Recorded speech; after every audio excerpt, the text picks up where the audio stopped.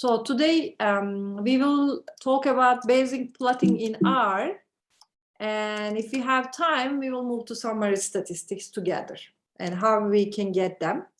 Actually, there are several and many ways that you can just get a plot in R. And R is really powerful when we talk about plotting there, okay?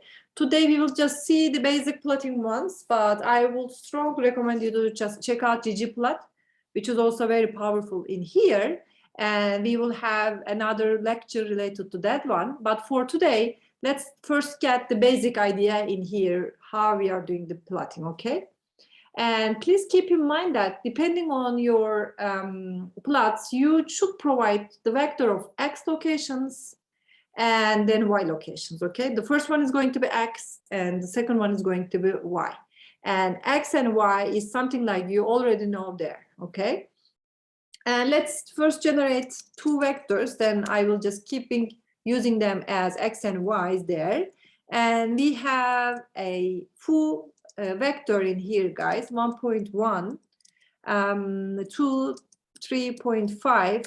It depends on your data in here. You can just get it from somewhere, or you can define your own data to get a plot in here, guys, okay? Generally, we use ready-to-use data sets in here. So I have 2.2 minus 1.3 and 0 and 0.2. These are my two vectors that I'm going to use for plotting. Plot is just a basic function that you can get a plot in here. And of course, it has several definitions, but we will just use a basic one. Just use foo and bar, okay? And when we just check out for the plot in here, you will see that our x value is on x coordinates and y value, which is bar, is on y coordinate in here. This is some kind of a scatter plot in this example, okay? You can always play that one, okay? You can supply some coordinates in the form of a matrix also. And so the first column in this matrix is going to be your x in here. Let's say what I mean. Let me just generate a matrix with you guys. I'm going to column bind my foo and bar, and I have my bus as my matrix in here, okay? When I say just plot bus, you will see that I'm having the same plot in here. The first column is my x values on x coordinate, and the second column in here, named bar, is just my y values in here in the second column, okay? And please keep in mind that we have some graphical parameters in here, and we can always play with that one, okay? For example, we may have type. This is one of the most common used parameter type in plotting. It just tells our how to plot the supplied coordinates, okay? For example, it can be points or joined by lines or both dots and lines in here. We also have the main xlab and ylab in here that we can use. So these guys are just adding title, the horizontal axis label and the vertical axis label in here respectively, okay? And of course we have col. Maybe you can guess what is col in here. Col stands for just colors, okay? And we can use that one. And we may want to use PCH in here. This is another one. And this guy just stands for point character, okay? And it just selects which character to use for plotting individual points. And I will show you some examples in here, guys. And we have CEX as character expansion. And this is going to just control the size of the plotted point characters in here. And also we have LTY in here.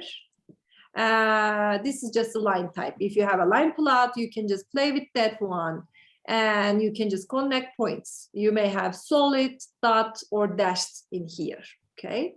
And we have LWD. This is just line width, and you can just control the thickness of your plotted lines in here. And as a last option that I'm talking about for today is xlim and ylim here. And this just provides the limits for your horizontal range and vertical range respectively, okay? And this is related to your plotting region. I think there's a, so if you want to zoom that guy in here, the plot, you can just click the zoom and you will see that as pop-up in here. And also there are some options, maybe you already seen that, you can easily export your image as image or PDF, okay?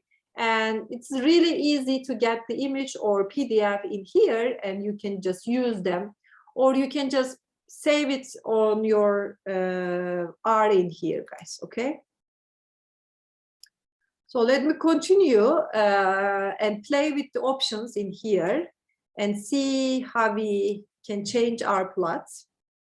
So in some cases, for example, like time series or another data types, it makes sense to show lines connecting each coordinate in here, okay? And let's say what I mean. Let's say, for example, I have my plots and I'm going to use foo bar again. And this time, instead of dots as default, I just want to use L as connecting my lines in here. Now we have a line plot, and it's very common to use line plots in time series, for example. Or you can just say B instead of L, and you see that now you can see both the points and lines on your plots in here, okay? By default, when you have this basic plot, it doesn't have any main title, and it is accessibly labeled with the names of the vectors being plotted in here, guys. But of course, you can always play that ones too. Let's say I have my plot in here with foo, bar, and type, and I just want to add some title in here. Main is just my plot, and xlab, sorry guys, xlab equals to something like x-axis label. This is just an example. You can just write anything you want in here, guys, okay? You can always play that part.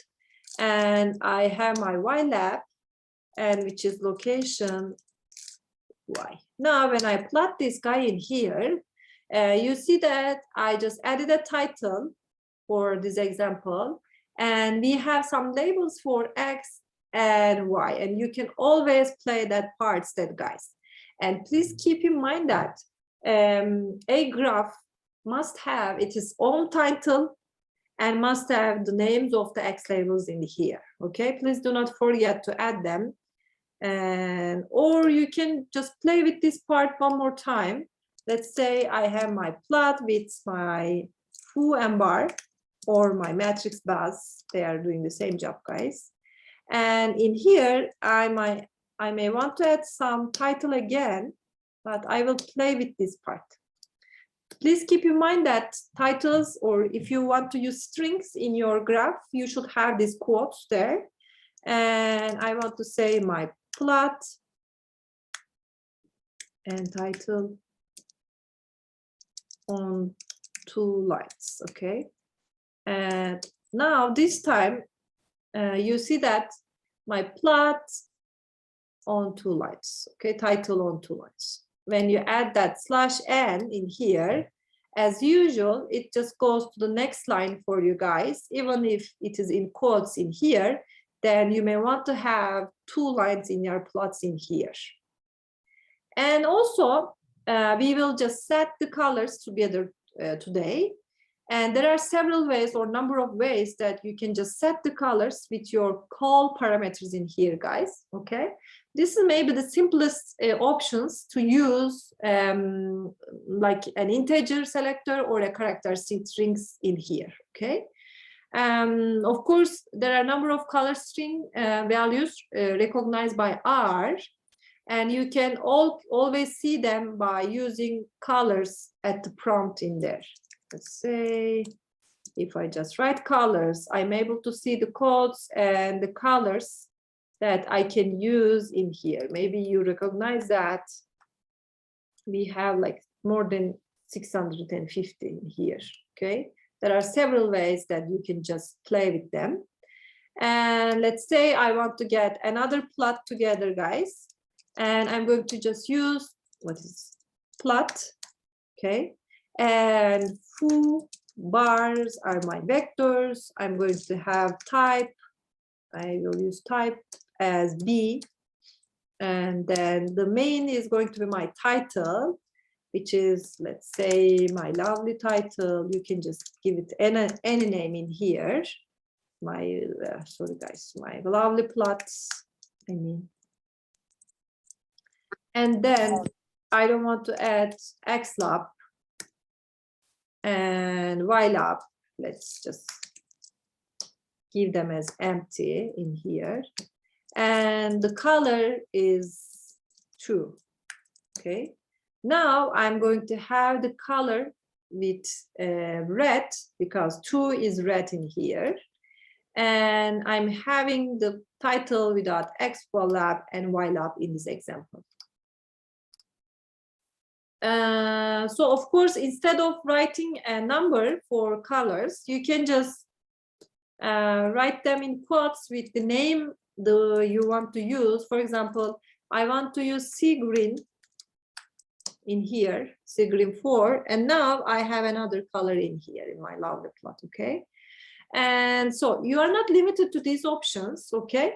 You can always specify your colors by using RGB, guys, red, green, and blue levels, and by creating your own palettes in here, okay? You can just create your own palettes, and I'm going to give you another example in here with my plot. Okay, now I will use this one again, but adding more options for our plot in here, guys. I have my foo and bar vectors, and let's say the type is B, the title is this guy, and I'm going to have empty X and Y labs. And let's say my color is just 4. I guess that's blue in there. And let me play with this PCH in here as 8 and LTY as 2. And that guy is 2.3 and LWD as 3.3, okay? I'm just playing with the other parameters that we may want to use in this plot, okay, guys? You can just play with them and change and see how they are changing. For example, now we add that star instead of points or circles in there, and we have that dashed line.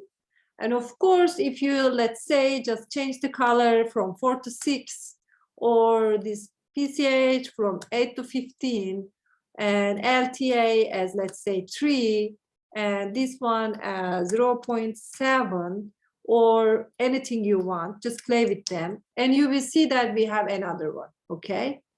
And instead of stars, we have squares now, or I can even play with the limit of my plot in here, guys. Let's say I want to change the limits for my plot. For example, for my X limit in here, the limit of X, I want to give, let's say, from -10 to 5 or something like that one.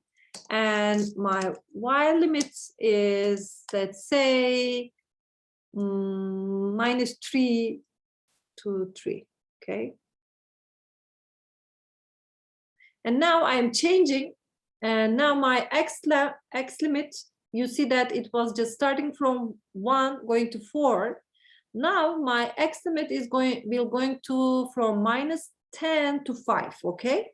And then I also changed the X limits, just extending them, just extending the limits depending on the range I'm giving here. This is just the range, guys, okay? And why this is not working? Hocam Y limit C nokta. Oh, sorry. Yeah. Sorry, guys. I should have, instead of the point, I should have comma. And you will see that since my data is between this range in here, and when I change my ranges in my plot, you see that it's moved to here, guys, okay? You can always play with them. Or let's say I'm adding my X limit from 3 to find. That one was really wide range for X lim and Y lim. Let's say I have narrower range in here, okay? And you see now, because it was too narrow for my data, and I can even not see whole data points and lines in my plot in here, okay? So let's continue with adding some points, lines, and text to your existing plot in here, guys, okay? And so there are some useful functions in ours that will add to a plot without refreshing or clearing the window, guys, okay? If you use points, it adds points, or you can use lines, add line segments to add lines. And you can just use text to write text, and arrows adds arrows, and you can use legend and adds legend in here. So let me just give an example, and it's going to be more easy for us guys to get the idea. And I just add two, let's say, two vectors in here, and I'm sending them by chat. Here are my two vectors, X and Y, okay? And now we will just create the empty plotting region where we can add points and draw lines. And the first line tells our to plot the data in X and Y through the option type is set to N. Let's see what I mean. I'm going to get this plot function used with X and Y, and the type equals age. It depends on you guys. You can just add anything in here. I do not want to add any main in here, okay? I mean, I don't want to add any title for this one. As a second step, I want to use that abline function to add straight lines spanning a plot in here, okay? I will just add two separate horizontal lines in here, guys, okay? Let's see what I mean. I'm going to add this up line in here as age is going to be horizontal lines. As age, let's say, -5, 5. And the color in here is going to be red. It depends on you. And I'm just trying to give some options, LTY as 2 and LWD as 2 in here.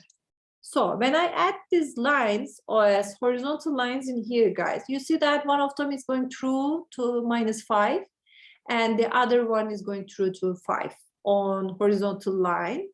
And the color is red, and maybe you see that we have dashed lines in here, okay? This is the first part. And the third line in here, I want to add some segments for my plot. Let's see what I mean.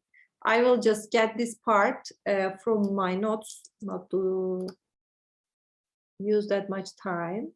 Here is my segment. This is another function that we can use. You can find on chat. And you see that in the segments, we are adding a shorter vertical lines between the horizontal ones, guys, okay? But it has two steps to form a box in here. We are forming a box. Let me just add this one too. And so for this box, this is not an ab line. This is just adding a box in here, these boxes in here, guys, okay?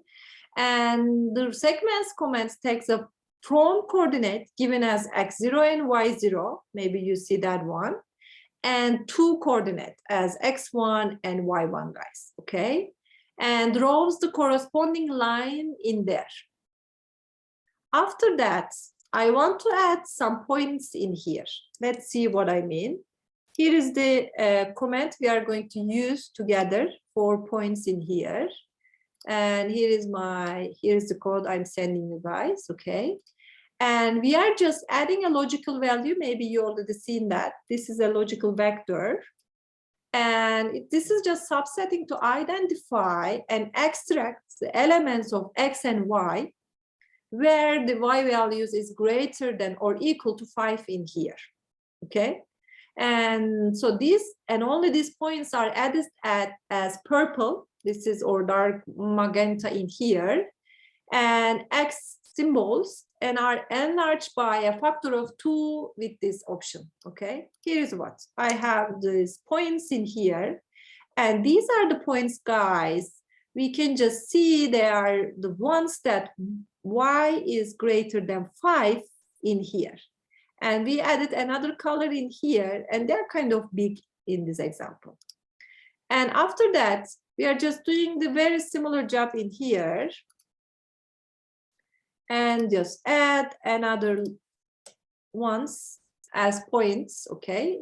And again, we are just getting these guys in here for X and Y's, okay?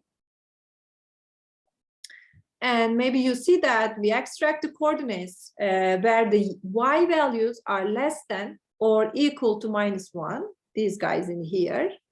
And a plus point character is used, and the color is just green in here, or dark green in here.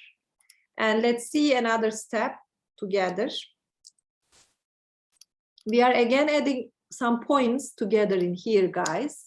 X and Y's in here, and let me run this part. And now, as a 6th step, we are adding blue my spot points. These are blue my spot points in, guys, and which are identical. Let's say X is greater than 5 or equal to 5, or X is smaller than 5 or 15 and great or equals to 15, okay? And we are just doing the similar job for Y, okay? We have Y which is greater than -5 or smaller than 5.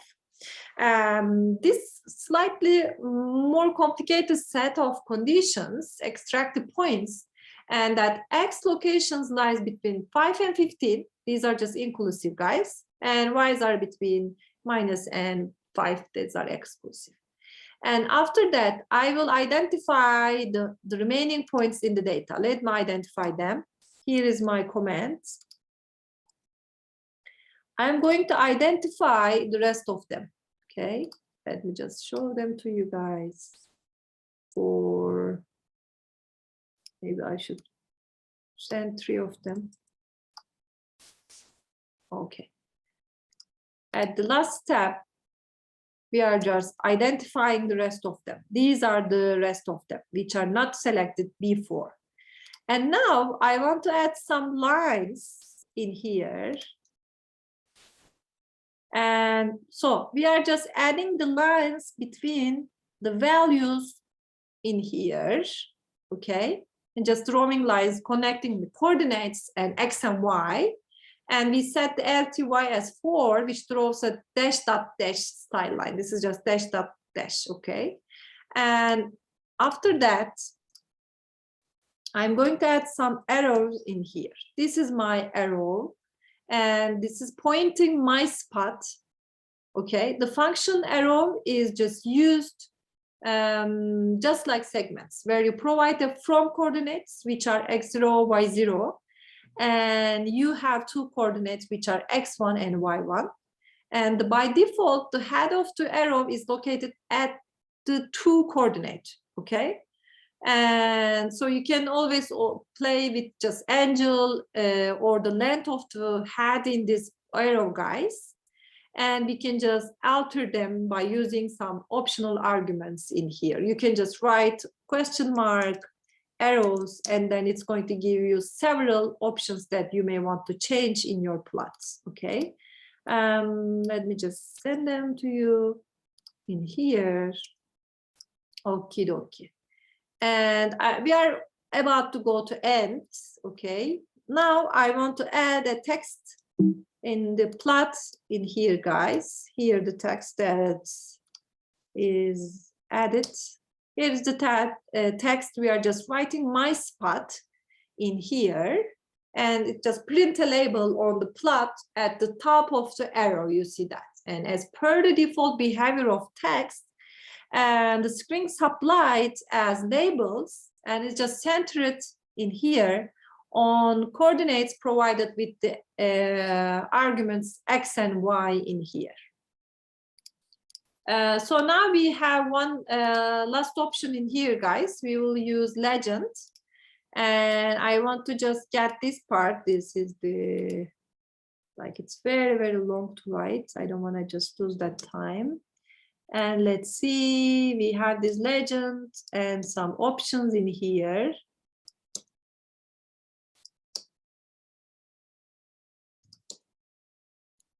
And here is legend. And let me just send you guys by chat, and you can just get this part.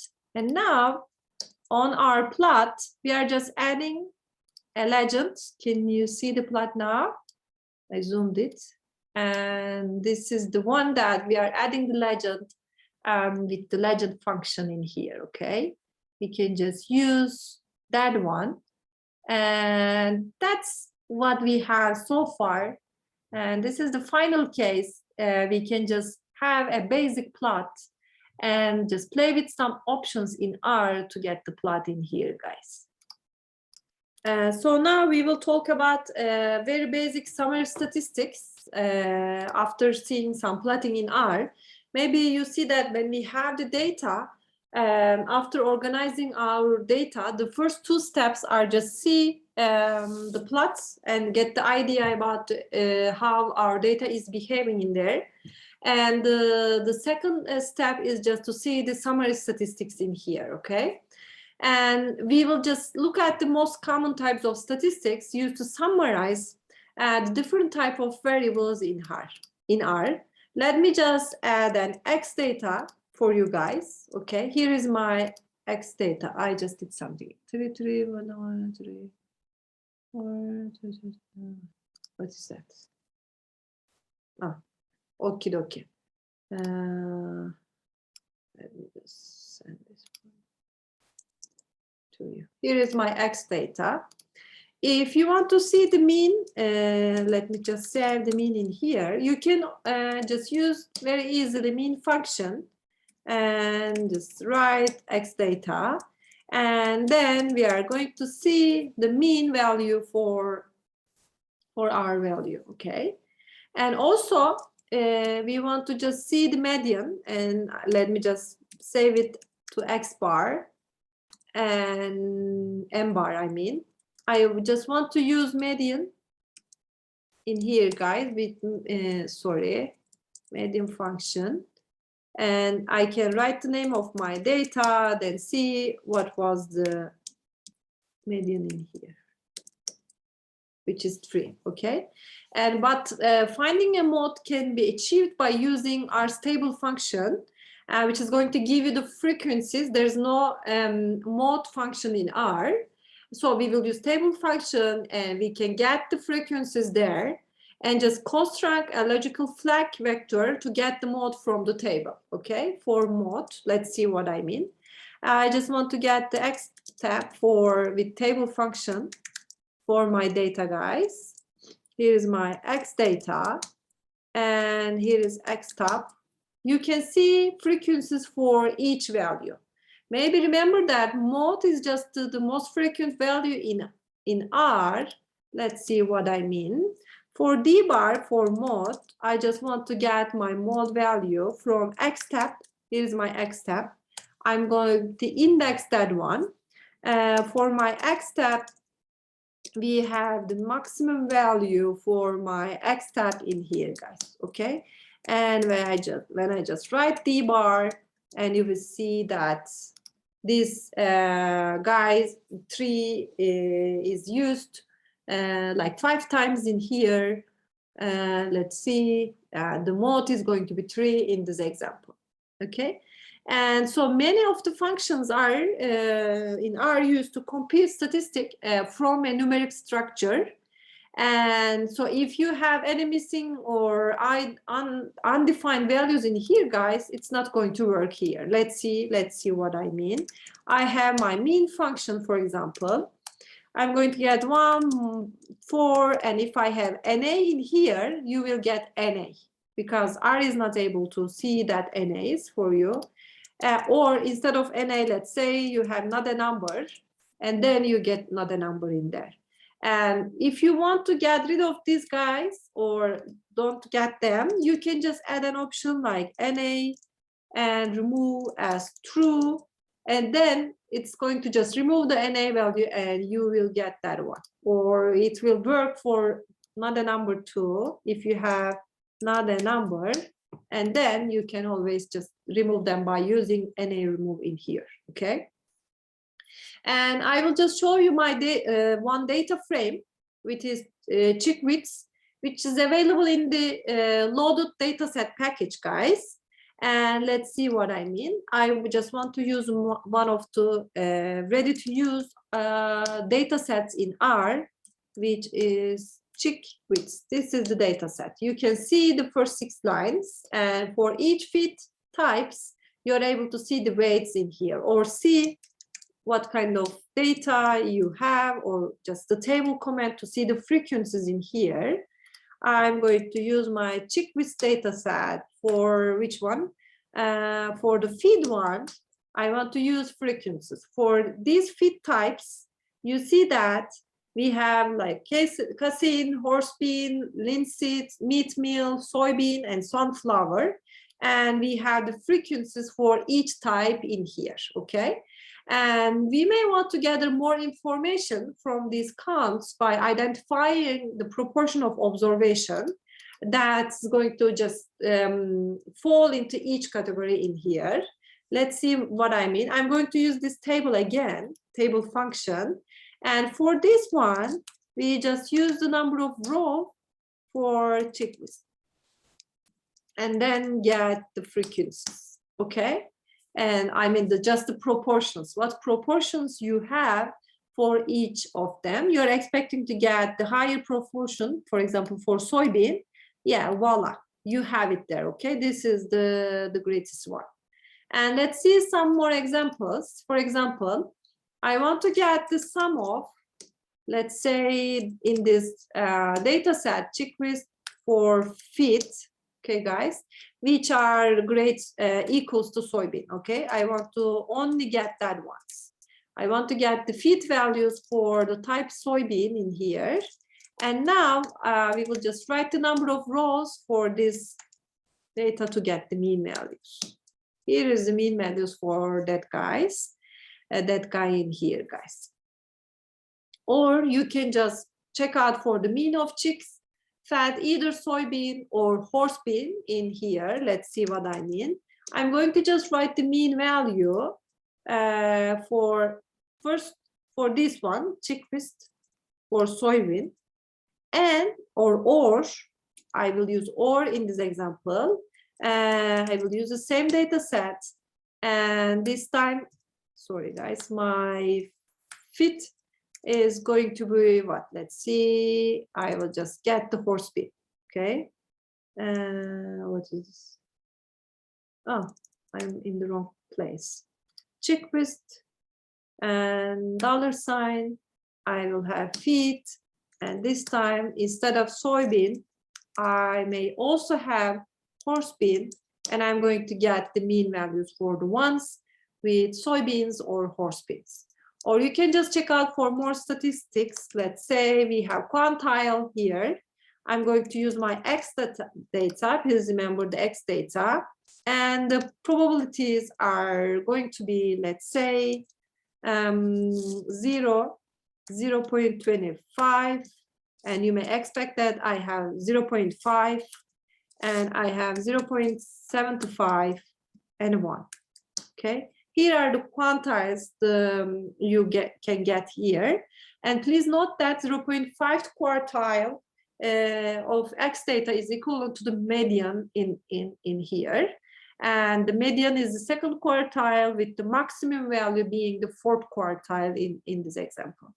And of course, you can always use that summary function for X data, and then it's going to give you that ones, the measures of centrality in here. And that they are explored so far and offer a good indication of where your numeric measurements are masked, but the mean, median, and mode do nothing to describe how dispersion your data are, okay? You need the measures of your spread of your data in here. And let's see how we can get this one. Let's say I have my X data and Y data in this example. Here is my X data and my data, and I will find the mean values for them. And you can find them in chat, guys. And I have my X data and my mean Y data. And first of all, I will get the mean value for X data, and then I will get the mean value for Y data in here. And you see that they are same. And you may think that these two data sets are very similar to each other, or they are even same because they have mean values in there and they're exactly the same. But this is not enough, guys. You can, or you should also see how they are dispersing, okay? And also you should check the variance for these two data sets, for X data and the variance of my Y data.